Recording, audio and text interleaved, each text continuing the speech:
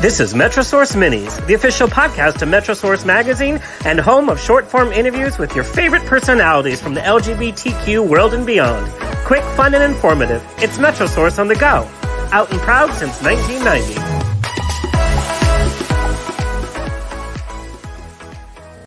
Well, hello. This is Metrosource Minis. I'm your host, Alexander Rodriguez, lead writer for Metrosource and avid podcaster. Can you imagine being on America's Got Talent, singing, and then Simon Cowell says, stop. I cannot even imagine. That's exactly what happened to our guest on this episode of Metrosource Minis. But what could have been a moment of disaster was actually a moment of triumph as singer-songwriter Kameron Ross continued his audition, singing a cappella, wowing every single one of those judges. Kameron Ross started his country music journey at the age of 8 when his parents took him to see his first concert, the amazing Shania Twain. Yes, girl. And that experience changed his whole entire life. He knew right away that that's the music or that's the industry that he wanted to get into. And so he soon began singing for local country musics, rodeos that really allowed budding country artists to make a name for themselves. And in 2006, he put out his first album produced by TJ Sheppard and Kelly Lang called When I'm Done Lovin You. And we're not done loving Kameron Ross, by the way. And in 2010, he played at a Day in the Country Music Fest in Houston, opening for the band Perry, Miranda Lambert, and many more. And around that same time, he started to become more in tune to his sexuality, shall we say. And that kind of put a damper on his music career as the bookings kind of stopped. And so he resurged on season 15 last year on America's Got Talent, excelled in the competition, making it all the way to the live quarterfinals. And today he's busy performing everywhere he can post-COVID, releasing new music, streaming everywhere, by the way, including remixes of his hits. Please welcome Mr. Kameron Ross. Hello. Howdy. How you doing? Do you hate it? Like every interview, they like tip their hat, so to speak, to your country. Like, hey y'all, howdy, and you're like, isn't that cute? Never heard that. Oh no, I y'all is my one of my biggest words that I am very fond of. So if I could use y'all probably every other word, I probably would. So now I've had the joy of seeing some of your very early footage. We're talking young Kameron at some of these rodeos. God, you were so young. Not that your looks have changed, but like, God, you were young. The skinny little scrawny thing singing. I was a toothpick. Yes, you were. I was not, by the way.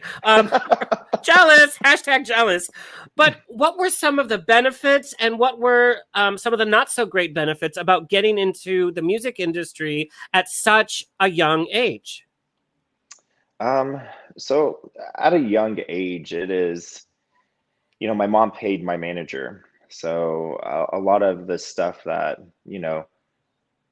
would happen with my music, my mom had a big influence on, kind of what she felt was the right direction to go with things. And she's also at the same time, some of the risks that you might have taken if you were, if I was a little bit older, might have not been taken when I was younger, because my mom has always got mom hat on first and foremost. And so, there's some things that, I might have missed out on opportunities because she was like, we can't have that or go down that road.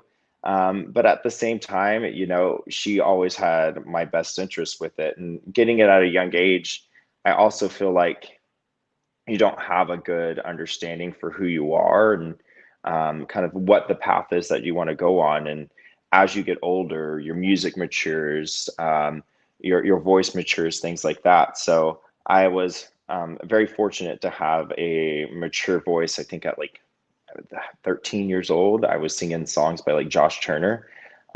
So I had a deeper voice at a very young age, but it's one of those things that I'm very grateful at the same time for getting the experiences I was younger to help me build as a person, being who I am now and the age I am now. So I kind of had a stage mom growing up as well when I was in the theater world. It has its positives and it definitely does not, have its positives. But, it's kind of weird to kind of be in that relationship with a family member because it's definitely mixing business and pleasure. And then the roles kind of get a little blurry. How did the rest of your family take that with your mom spending so much time on focusing on your career? Were they also supportive of you performing? and kind of being the focus of the family, so to speak. Yeah, I mean, I have an older sister and a younger sister, and my younger sister played club volleyball. I don't know how my mom did it. If like I was her age at when she was doing this, I don't know if I'd be able to do it and spread myself that thin. She would try to make every volleyball game she possibly could make for both of my sisters, and then make sure that she was supporting us in every way that she possibly could.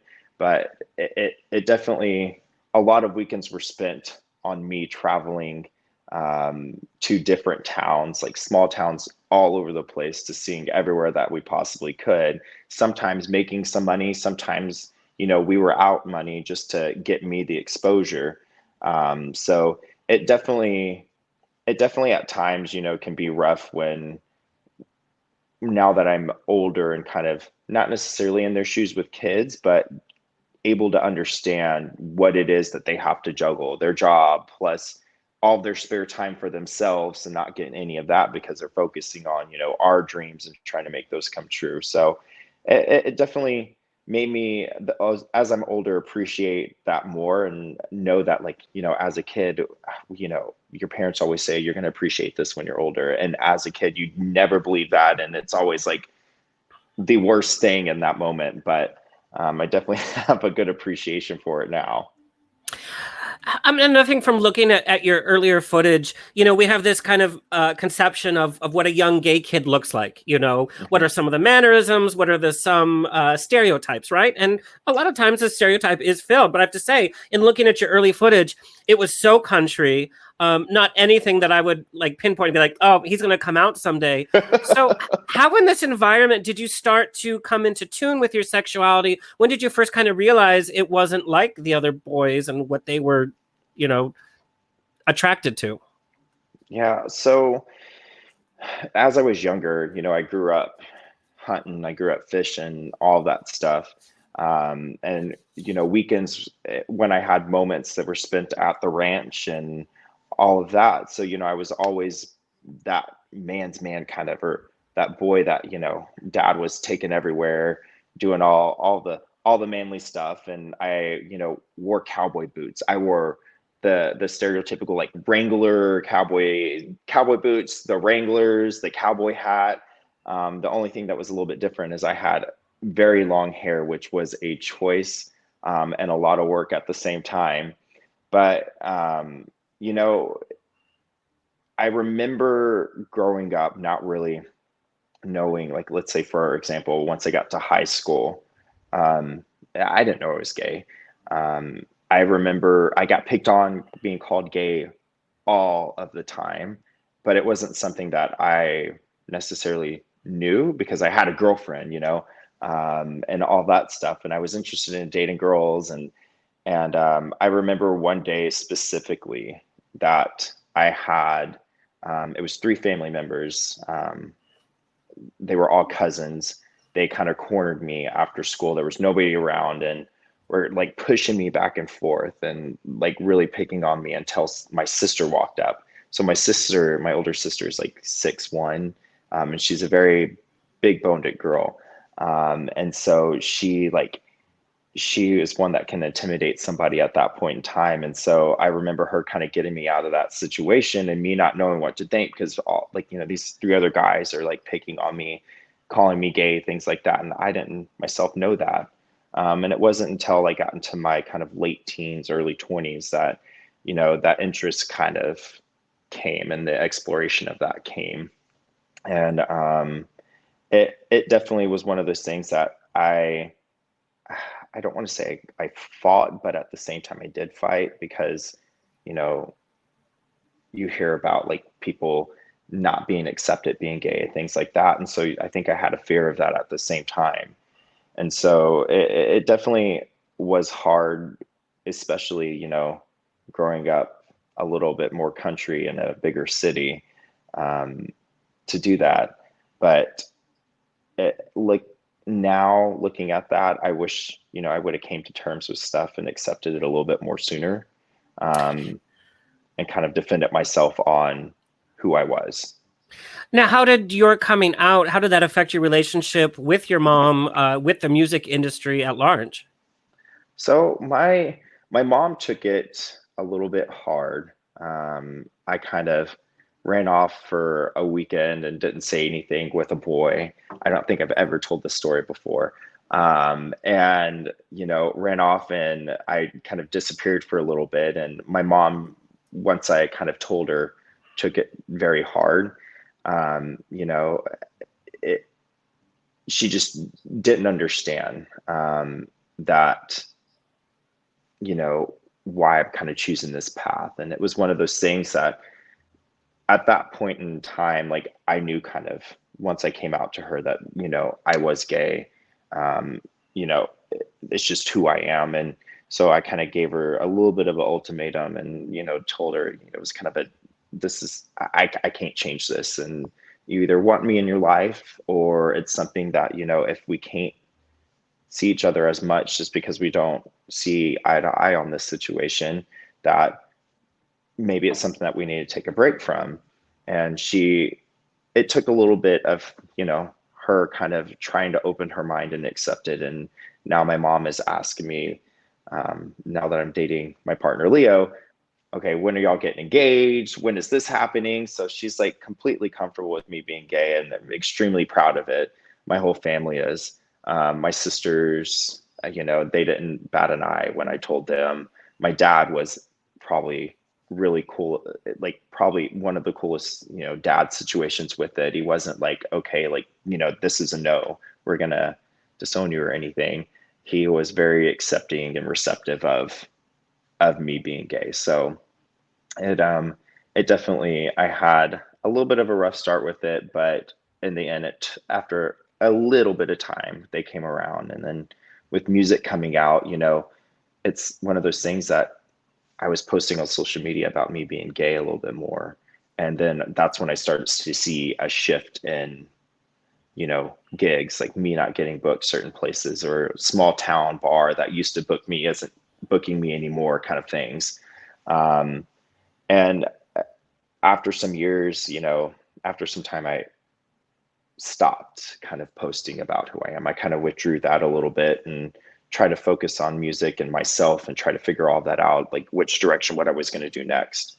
And that's when, kind of really pursued, I'm 100% happy with who I am. I think music is a dream that I've been after forever, and it's not something I want to quit on following. So I've just kind of really tried to become an advocate to push who I am as a person, but at the same time, do everything that I would have done, knowing that, I am gay and there's absolutely not a problem with that at all.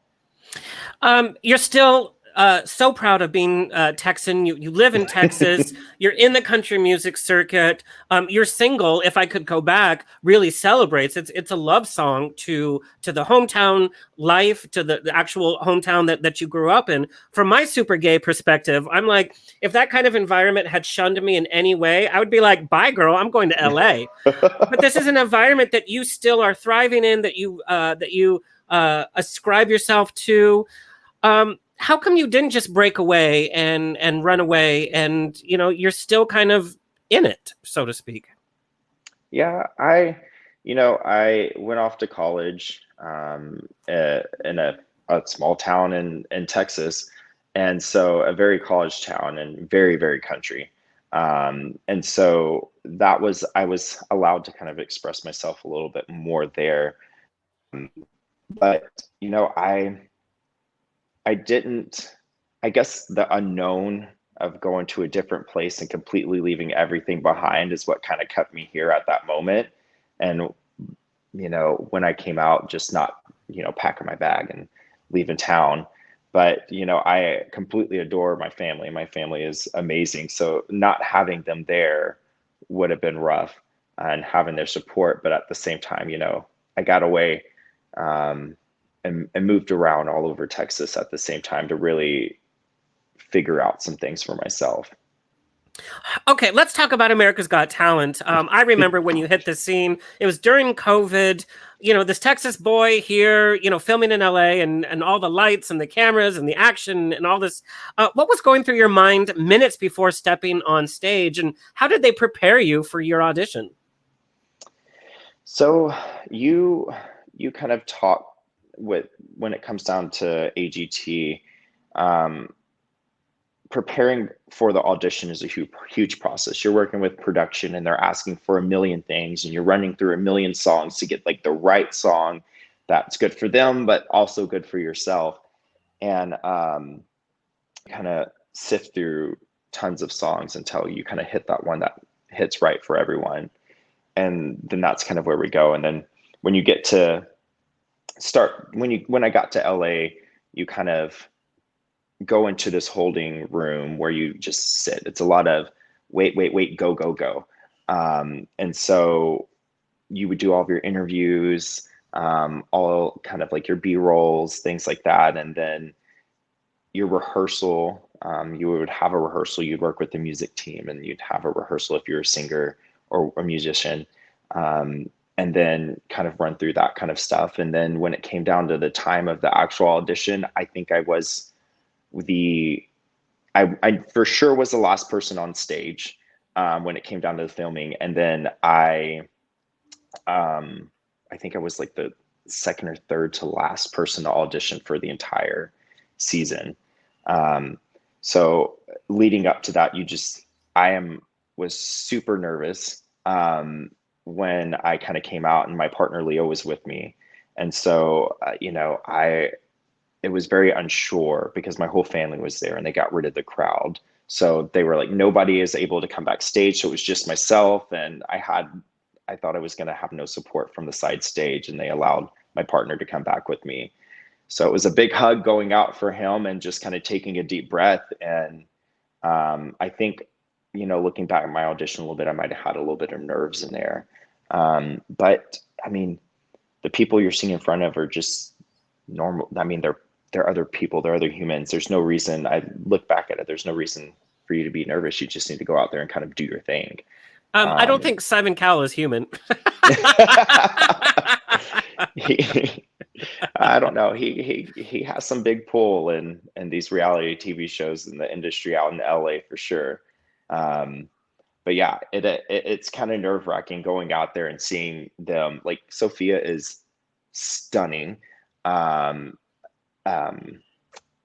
Heidi wasn't there for my audition because she was sick, and this was like the peak of COVID, and everything shutting down. So she wasn't there for the shooting, but for my audition. And then Terry Crews is so nice and like super pumped all the time. So he's a super cool guy. And then Simon, yeah, I like the one person I wanted to impress was Simon, and it kind of really worked pretty well with my audition. So I'm very, very happy with how my outcome there. I definitely would say you impressed him. Now, what did you learn about yourself the most from going through that reality TV experience? The most, I would say the reality TV, like it definitely isn't what a lot of people would think it was. Just looking looking at it from TV, watching the show, you think, you kind of get casted and you walk on stage and you go to audition. There's so much that goes into it. You go through multiple auditions prior to making the actual TV part of it. And kind of, if you could go to an audition, but you might not be broadcasted on TV, things like that. So there's so many decisions that are going on. And if I had to give it kind of advice, and the one thing I learned is I would definitely stick with your guns when it comes down to who you are. So like if you're really feeling passionate about a song that you want to do and you feel like this is a home run, then that is something that you need to, like, it's just that gut feeling that that this is right, then that's something that you need to push for, because you have a million people trying to give their opinions as to, especially if you're a singer, what you should be singing. And I think that, if I had another chance going back to reality TV, that I would really push for what I believe in when it comes down to the audition song and the music and stuff like that. Cameron, we've really seen a boom in country music singers coming out as part of the LGBTQ community. Yes. Do you think country music fans, do you think that fan base is more progressive in their acceptance of the community? Or do you think now their fan base has shifted to the LGBTQ and the LGBTQ country music fan base? Kind of like just with like the like country music in general with their acceptance of Yes. it, or Yes.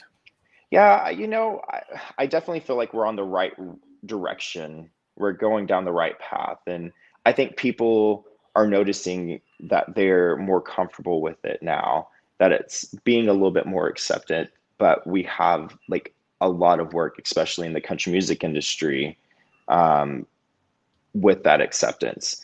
I think we still have a long ways to go with it. But it's one of those things that I think people are finding out that they'd rather be happy with who they are and do what they love to do versus looking back 10 years from now and regretting not doing that at all, you know? So I definitely think we're going down the right direction with everything. I look at somebody I've been following for years named Brooke Eden, who came out recently as a lesbian, and she has a huge support from like Trisha Yearwood and Garth Brooks, and which like means the world to me to see somebody like Garth Brooks and Trisha Yearwood stand behind her so sternly. So I think we're heading in the right direction. I think people just need to really open up their minds, because we're not different than any other person just because we love somebody of the same sex. I have to talk about coming out and being labeled. I talk a lot about labels because I think there's pros and cons to labels. And, there's like this wow factor when people like me interview or, GLAAD or what have you. It's like, wow, openly gay country music. There's so many dichotomies going on there. And it's a fun, not fun, that's the wrong word. It's a very energetic kind of buzzword and topic because it is kind of unusual as we're progressing. But my question is that's where the focus is your sexuality in terms of your career rather than career and then sexuality kind of being a part of that. What are some things about your life that you wish people in the media would start asking you or giving you an opportunity to talk about that are not necessarily directly related to your being gay? I definitely understand what you're saying. Like, it shouldn't be like a headline of something, like country music, openly gay country music singer, things like that. You would think we sing country music. We're just like any other person that is straight, hetero, that sings country music. I definitely, would love to think that, within the near future that wouldn't be such a I guess kind of deal with headlines and things like that. It's, we're human like anybody else. I don't know. That's a hard question to ask. I haven't really thought about that too hard and deeply when it comes down to, I see myself as any other person out there, and it shouldn't make any difference that we're gay or that I'm gay. But I definitely, feel that, it shouldn't.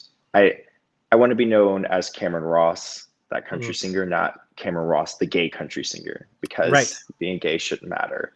I think that's always been a big deal to me, and I think that was part of my coming out thought process. Is like, I don't want to be known as like, just a gay singer. I am a gay singer. I am a gay male. I sing country music, but it shouldn't matter. I sing country music and should have the same opportunities to make radio without that stipulation on me. Let's talk about your creative process when writing a song. Are you writing the lyrics down on a napkin at a bar? Are you writing it out in a journal? What comes first? Is it the melody?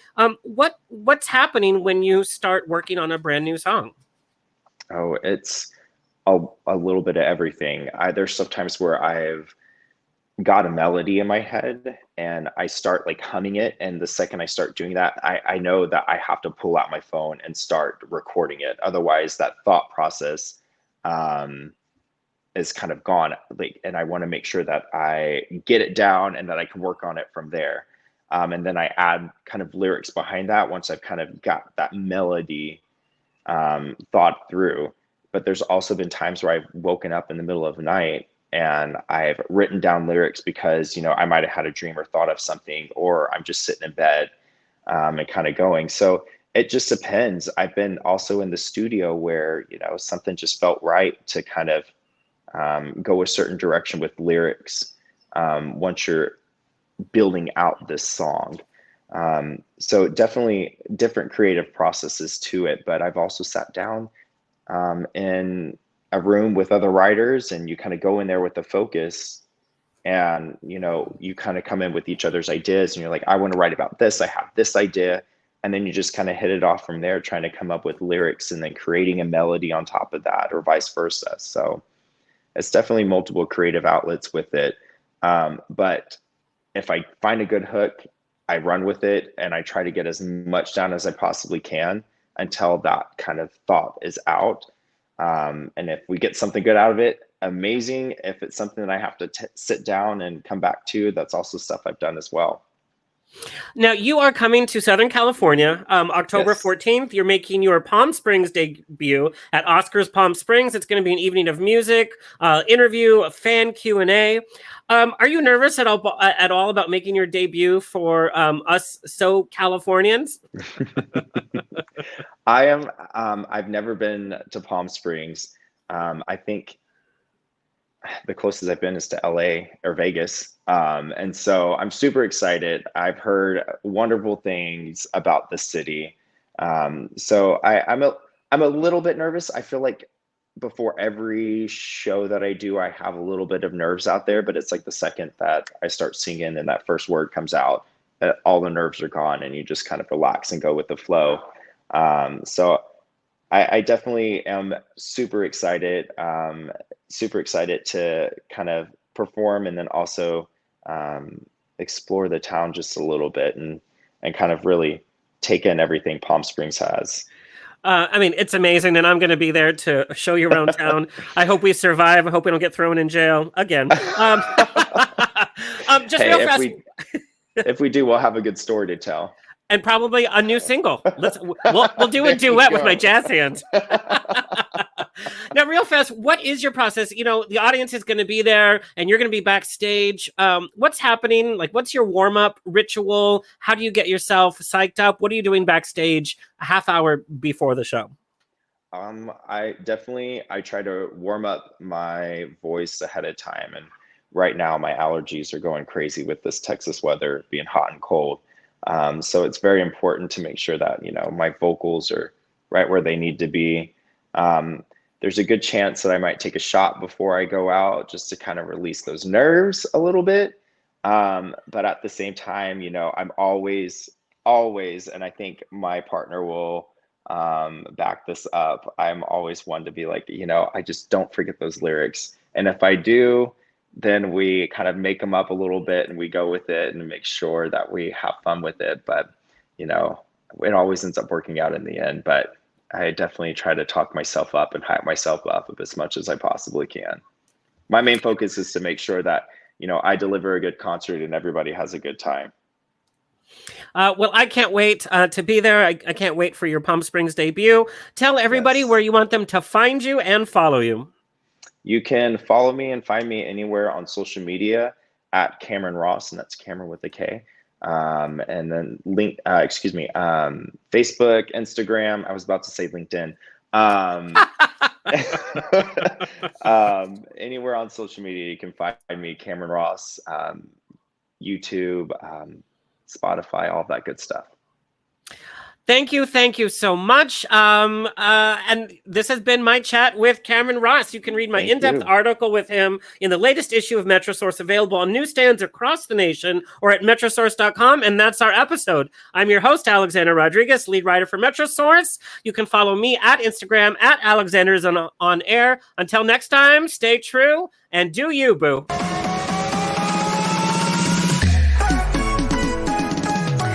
That has been another Metrosource Mini. Like, share, and subscribe on your favorite podcast player, and check out the latest issue of Metrosource Magazine on newsstands or online at metrosource.com. Follow us on Facebook, Instagram at Metrosource, and on Twitter at Metrosource Mag. Until next time, stay fabulous.